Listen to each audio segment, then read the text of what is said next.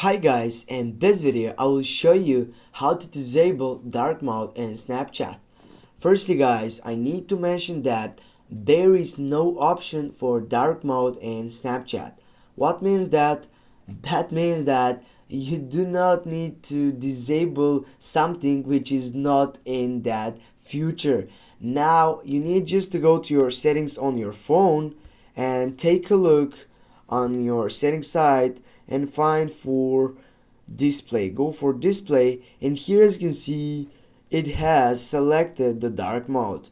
What you can do, you can go and select the light mode, and you'll need to wait to get up to that point. And now as you can see we have disabled dark mode, but not in Snapchat, because in Snapchat it is already light mode.